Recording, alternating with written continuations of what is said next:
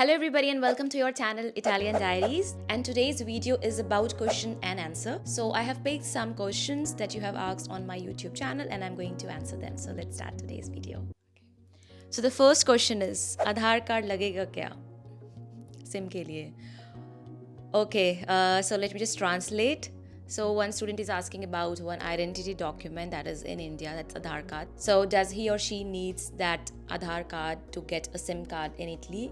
So the answer is no. I mean, this was one of the like funniest comment that I've ever received. No, there is another one. I'm gonna tell you later. Of course, you don't need, if you want to buy a SIM card in Italy, it is important that you have an Italian tax code. It is a codice fiscale. You might, when you do application, you will come across this terminology. And Italian tax code, you can go online on any like website and you can put your name, surname, and your place of birth, date of birth, and they're going to generate your codice fiscale. Okay, but of course, when you come here in Italy, you're going to visit a particular office who will give you this the official document of codice fiscale. So no Adar card. Second question is studying 12th exam. Can I apply for bachelor's in January? Okay, so basically the student is asking about that he's going to finish his 12th in April. So can he apply to study in Italy for bachelor's degree program? So yes, you can apply because you will find the universities, they will allow you to apply for admission even though you have not received yet your final degree, or even if you are in your last semester. So the answer is yes. But for that, please take a certificate from your university or from your school which will say the tentative month or date when you are going to finish your examination. So if you think that you will finish your exam in April, you have to make a certificate which will say that this is the student of this school studying this course, and he or she is going to finish his final exams in the month of April. Next question is, if someone not get job during job seeker visa, then please let me know. Okay, so I mean, sometimes you ask questions which is not like so correct, but I can understand, of course. So this student is asking if the student has finished their final degree in Italy and they are on their job search visa, because if you're in Italy, like each country has their own rules and regulation. So Italy has this rule that after you finish your degree, you are going to get 1 year of job search visa. Okay, so they are not telling you to go from their country. You can be here in Italy, you can look for a job in this one period of time, and if you don't find a job in this one period of time, then you cannot stay more in Italy and you need to go back to your country. Okay, but here the good thing about Italy is that even though you're not receiving a relevant job, means for example, if you have studied data science but you have received job in restaurant or delivery jobs, I'm just giving an example. Okay, so you can still extend your stay, you can get a job visa in Italy. Okay, so that's not a problem. Next question is, how can I contact you? So in order to contact me, there are various ways you can contact me. First, you can ask questions on Instagram, you can ask questions on YouTube comment, but of course sometimes it's very overwhelming. It's not possible to reply each one of you, but you can also like email on makelifestudio@gmail.com. In case you are interested for more one-to-one questions and answer, because usually if you ask me questions on Instagram, I reply every time at least once each student. But if you have consecutive questions and every time you are asking me questions, then you can take one-to-one sessions from me, and for that you can visit my website. You will find all the information there. So you have to just visit my website, and under services you will find one-to-one session and you can book there. Okay, so I do provide even one-to-one session, and also I can help you to write motivation letter, resume, or to review your motivation letter and resume as well. And for also consultancy services, if you're interested, you just have to head to Abroad Study Info, fill a contact form over there, and we are going to contact you. We are going to send you a link where you can book a free session with me only to discuss and talk about the consultancy services. Okay, next is I'm from Pakistan. I maintained 80% and I have a good barber skill. I want to study bachelor's abroad. Is good interested something. Okay, sometimes I don't even understand my handwriting. Okay, but more or less question is about that. So I mean, I don't understand the relation between two different things, two different elements in this one question, that a student has 80%. First of all, if you have 80% or 85% or 90%, it doesn't mean that you're going to receive admission. Okay, because see, receiving admission in a university, it is very important that how fit you are in that course. Okay, if your background truly fits And if you have exactly studied all those subjects which is demanded by the master's degree or bachelor's degree program that you want to study in Italy, plus you have good amount of marks, I mean, they don't disclose the marks until and unless it is specified in the admission call that okay, you need to have 85% or 80%. So overall percentage is not directly linked to that you will receive admission or you will not receive admission. Okay, then about barber skill. So I think if you have some skill, of course it will help you to find work in Italy more than the students without any skill. With skill I mean some skill in the services, like if you know the work of parlor, or if you know the work of hydraulic, I mean the plumber, electrician and those things, then you might have more broader areas where you can find job. And for these skills you don't exactly need to know Italian language. For barber skill, yes, you need to know a little bit of Italian, because then how will you communicate with the customers? Okay, then is university require 2 letter of recommendation, so both are in different format or same. Okay, so letter of recommendation is that when the professor of your university or the teacher of your university recommends you. Recommendation means they will declare that they know you, they have taught you this particular subjects, and they can talk about some projects that you have worked under him or under her, and some skills of yours. Okay, it is not necessary to write so many overwhelming adjectives like charismatic, he's very energetic, he's very positive, he's very timely. I don't know, sometimes I go through the recommendation letter sent by the student, and it is literally like 4 paragraphs, and it seems like professor is your friend, and the professor only know you in the class, like you are so charismatic student. I mean, until unless maybe some students have achieved or received some kind of award or some kind of exceptional certificate, it is okay for a professor to know you. But if it is not like that, I mean, how come a professor will know that much about a student? It is not practical at all. Okay, and always keep your letter of recommendation very professional, and don't talk about your character, because I don't think so that a professor can talk about the character of a student. So please don't mention about the character line in a letter of recommendation.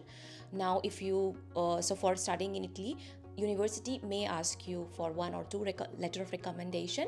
Both the letter of recommendation, of course, it can be of same format. In a format, when I say format, I mean to say that it will be on the letterhead of the university, and it will have the signature and the contact information of the professor or the teacher who is recommending you, and about the information about what he or she has exactly taught you, in which class.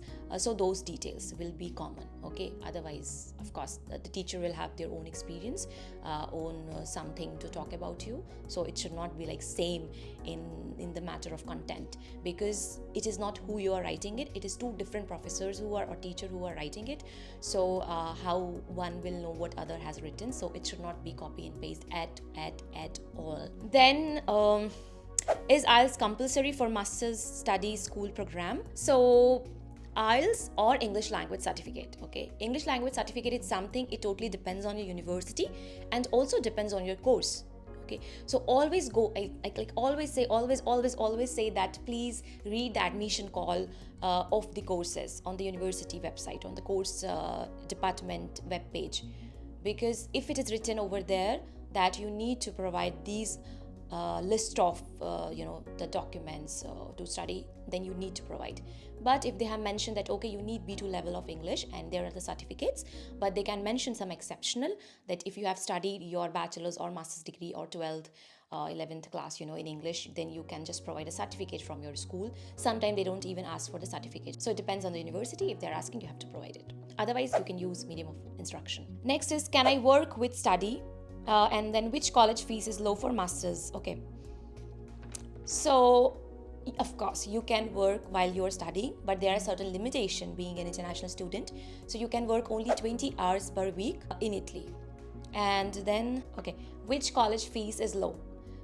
See, I can say you that if you are choosing a university in Italy, public universities, you don't have to literally worry about the tuition fees, because it's not going to vary too much, because also in Italy the tuition fees that you are going to pay will depend on your country or will depend on the income of you and your family member.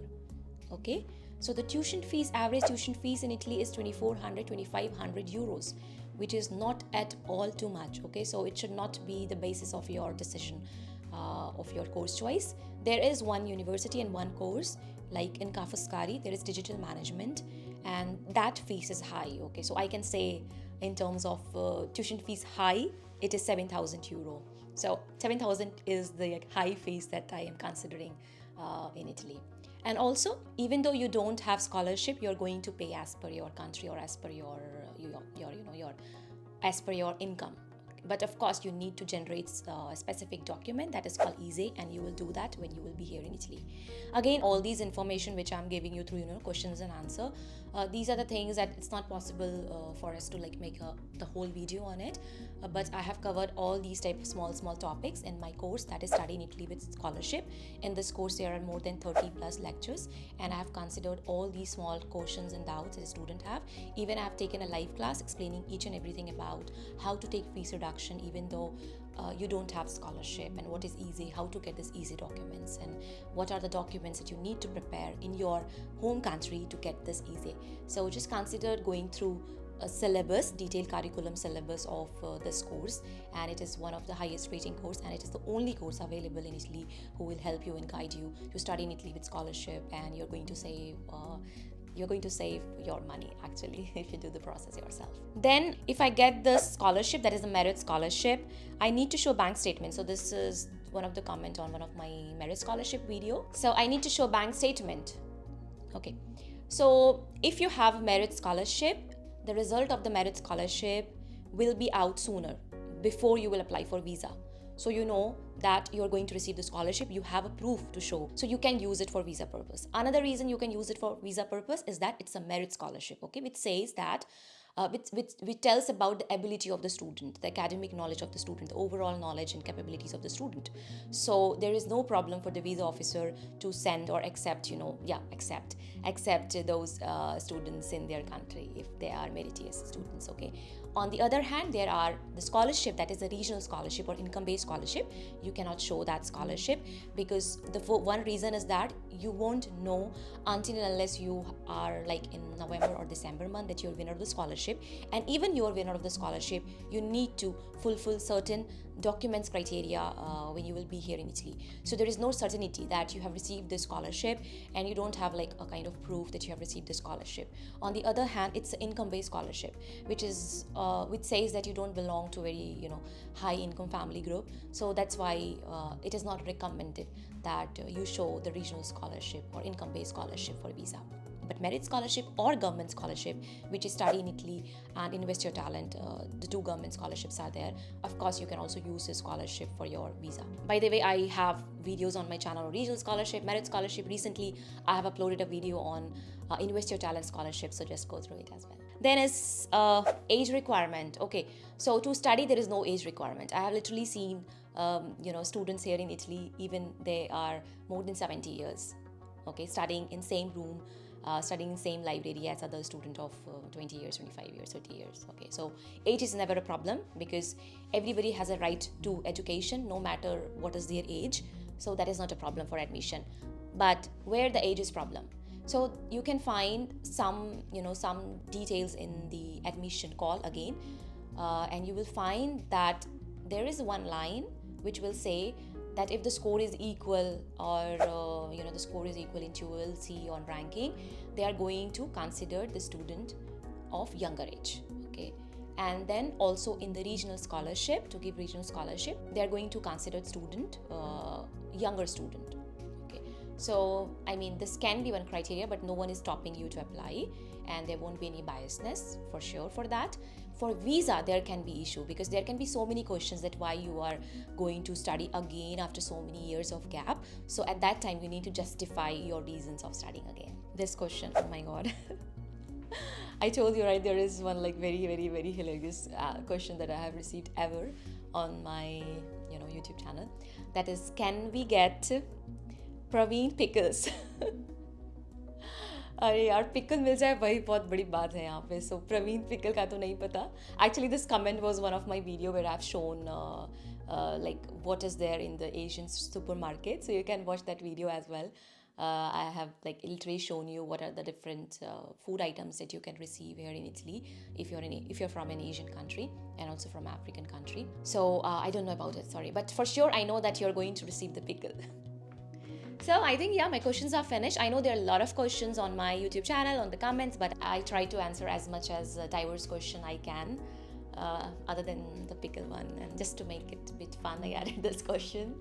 Yeah, that's it. So, okay, thank you so much for watching the Italian Diaries. If you have more questions, just keep on commenting, and I'm gonna pick again some questions which is very different, which I might not have subtly maybe covered in any of my videos, so you can ask those questions as well. Okay, and if you want to take one-to-one session, any other thing, just head in the description, and yeah, just follow the link and subscribe the channel and comment and follow me on Instagram ID Travel with Me.